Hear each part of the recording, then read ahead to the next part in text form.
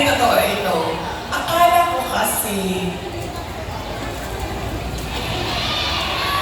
gusto niya ng mas magandang bayan, mas maayos na Pilipinas kung ano yung pinagdaanan natin noon.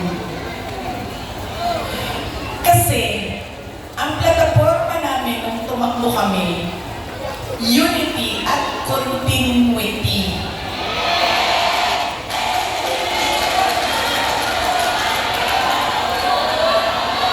Namuto lagi. Sorry ba?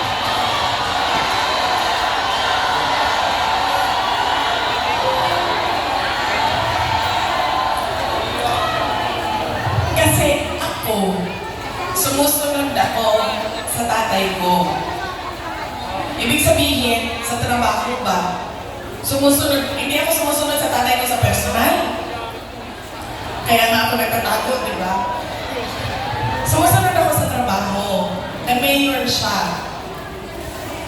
Nag-vice mayor siya. Vice mayor ako. So, ang ginagawa ko, there has to be something, added value ba? Value added sa iyo. Di ba? Kasi, paano ba naman na binoto namin ito si Rodrigo, pero binoto ka namin, wala namang value added. Wala namang dagdag na kahalagahan sa iyo. Diba? So, sumusunod ako sa tatay ko. Nag-vice mayor siya, nag-vice mayor ako. Nag-mayor siya, nag-mayor ako. Noong, sandali lang, ma'am. Mamaya kaya ang president. Sandali lang. So, nag-mayor ako. Ano ba yung target ko as mayor? Diba? Kasi kailangan may value added sa iyo. So sabi ko, okay, ganito na ang nagawa ng administration ni President Duterte. Saan pa ba natin dadalhin ang Davao City? So may target kami. Nung umalis ako sa Davao City as mayor, number 4, most competitive city na ang Davao City. Number 8 na kami sa mga pinakamayaman na syudad sa buong bansa. Saan kasi siya nagpupunta eh?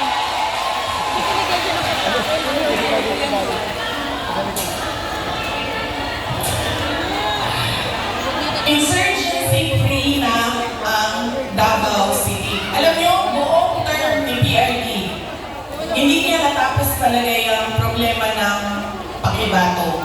So, nung taga-Pakibato mo, ma'am? Mogya, yun na ingon yung PRD. Siya, mag-NPA lang ka sa Pakibato, ikaw kalaban sa mga sundalo. Ayaw, ganda rin na sa UP. Okay. Diba? Hindi niya natapos. And sa akin, meron kasi insidente doon na ako ang mayor, namatay yung opisyal, na napagalitan ako ng nanay. Tiga Visayas yung pamilya. Kausap ko siya sa phone, sabi ko, ma'am, pasensya na, namatay yung anak mo, ganyan. Napagalitan niya ako, so sinabi ko, sige, tapusin natin yan. So tinapos namin. In 3 years, o 4 years. In 4 years, tinapos namin yung problema sa Pakibato. There has to be something new and something better in you. Akala ko kasi ganyan. Dito ko lang naintindihan na hindi pala lahat ng tao pareho ko mag-isip. Yun yung naging problema. So yun yung kailangan ko ihingi ng pasensya sa inyong lahat. Dahil, sabi nga ni Pastor Kibuloy, dapat lang siguro mangyari ang mga nangyayari para makita natin. Kawawa lang siguro ang mga tao, ang bayan, pero if we talk about the divine, maybe there is a reason for what is happening. So yun yun.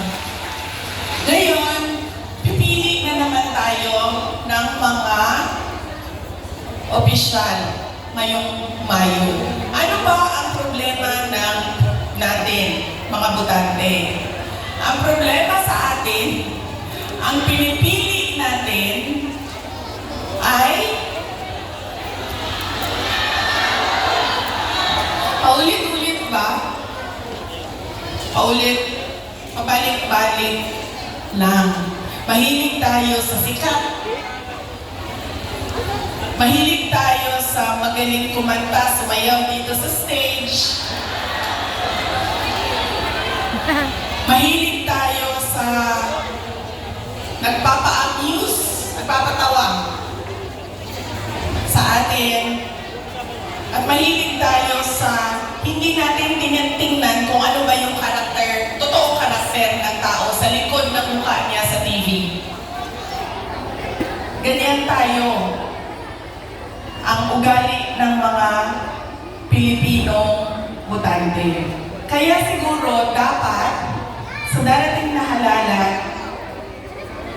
pag-isipan na natin ang ating iboboto. Sabi ko nga sa inyo, nadala na ako, na-scam na ako, nabudol na ako. Hindi ako mag-endorso ng kandidato. Kasi baka pagkatapos ng eleksyon, sasabihin niya na naman, na-scam ba yung Inday Sara dahil sa iyo? Ang gagawin ko para sa inyo, sasabihin ko, ano ba ang kailangan nating gawin as voter? Ano? Una, huwag nating ibenta ang boto natin. Diba? Ngayon, legitimate na ang vote buying. Nakatago siya sa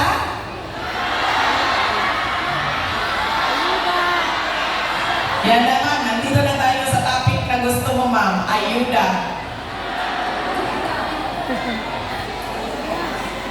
Ganun na ang mga politiko ngayon. Bibigyan ko kayo ng example ha, ng experience ko sa mga pagbibigay ng ayuda o vote buying.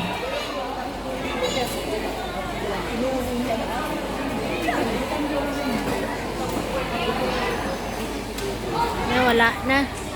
Ako yung isang kaibigan ko, ano bang ginagawa mo na suporta sa barangay candidates? Sabi niya, ang ginagawa ko, humihingi ako ng tupad at AX at binibigay ko sa mga barangay captain para ibigay nila sa supporters nila. So sabi ko sa kanya, okay, hindi ko magawa na ganyan yung suporta na ibigay ko sa mga local barangay candidates. Pero totoo yan. Hindi man pinag-uusapan, pero totoo yan na nangyayari. Nakikita nyo yan. Nakikita nyo yan doon sa mga probinsya ninyo.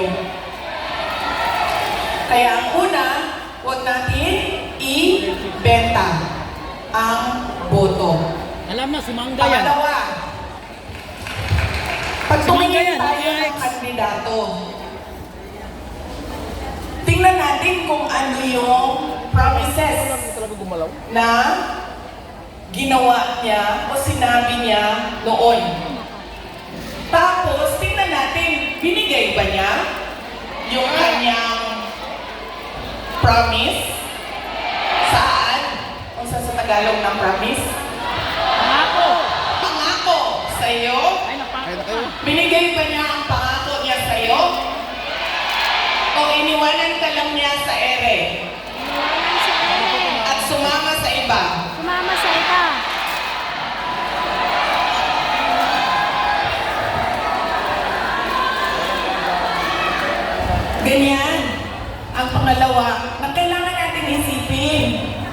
Itong kandidato na ito, paulit-ulit ko na ito binoto Ano pa sinabi nito noon? Ano bang nagawa niya? Ano bang rason niya? Bakit hindi niya nagawa? At ano yung mga totoong nakikita ko na nagawa na? Yan yung pangalawa. Dali na naman si Mangga, guys. Pangatlo, ito talaga. Wala sa buong mundo ang makakakontra sa akin kahit isa nito. Dahil ako ay produkto din ng political dynasty. Prince Harry, ayaw namin sa Galing ako sa pamilya ng mga politiko. Ang lolo ko, governor ng Undivided Yan Davao. Cabinet member ni Marcos Sr. Ang tatay ko, vice mayor, mayor, president. Mga kapatid ko, mga politiko din. Oo. Hindi dahil Duterte ang apelido ay iboboto na ninyo. Kailangan pag-isipan din natin. Duterte ito, pero ano ang itutulong niya sa bayan? Ano ang magagawa niya para sa bayan? Kaya hindi pwede na pabalik-balik lang na apelido ang binoboto natin.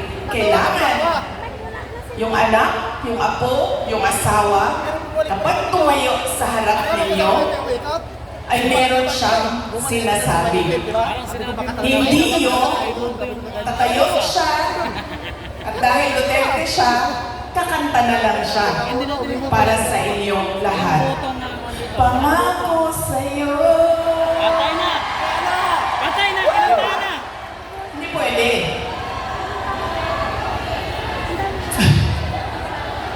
Ma'am, ganyan talaga yan, ma'am. Sa tingin ko naman kasi talaga totoo, walang forever. Kaya narating talaga ang punto na iwanan ka talaga. Si Ma'am Gemma, ay shh daw. Shh. Yari kayo ngayon. Diba? Hindi pwede yan. Hindi na pwede. Kasi yan yung ganun tayo dati. Oo. Ito. Tinanong ko isang beses dito sa Manila, sa NCR. Tanong ko, Ma'am, sino kandidato niya sa mayor? Sabi niya, si ganito, apelido. Sabi ko, di ba sila din yung mayor dati? Sabi niya, oo, yung uncle niya. Sabi ko, so bakit yan pa rin ang pipiliin ninyo?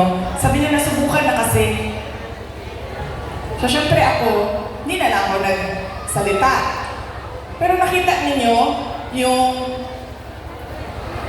ang ating behavior sa pagpili ng kandidato. Dahil anak ako, asawa, nasubukan na kasi, parehong apelido, Pinanata na talaga. go, bibigay ko na yung napaka-special na right ko na bumoto. So, mahalaga, hindi dahil anak, hindi dahil Duterte ang apelido, ay iboboto niyo na. Pag-isipan ninyo, ano ba ang dala niya sa lamesa? Ano ba ang dala niya para sa bayan? 3, huwag ibenta ang boto. Ano ang mga pangako na napako? At pangatlo ay hindi dahil galing yan sa sikat na pamilya ay iboboto na ninyo kaagad.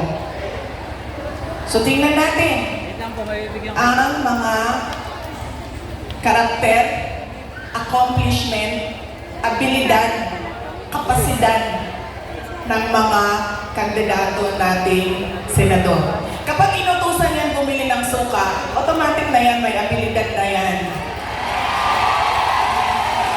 Diba? Patay si Bang. Saan nang galing ang abilidad niya? Siyempre, kung saan yung saan yung bilihan ng suka, doon yan sa shortcut na daan. Hindi yan sa sa malayo na daan. Para mabilis dumating ang suka. Pangalawa, inutusan bumili ng suka. Napadaan sa barkada. So, ang sinabi ay, ayun na ng mangga-mangga ka dyan lang, ma'am. Mangga na. So, ang sinabi niya ay, pare, pahatid naman ito ng suka namin sa bahay kasi kailangan yan doon. Dito nang muna ako. Diba? Abilidad. Patay na naman. So, mahalaga yan. At kailangan natin pag-isipan itong eleksyon na ito. Kailangan natin baguhin ang ating pagpili ng kandidato. So yan, ang aking mensahe para sa inyong lahat ngayong araw na ito.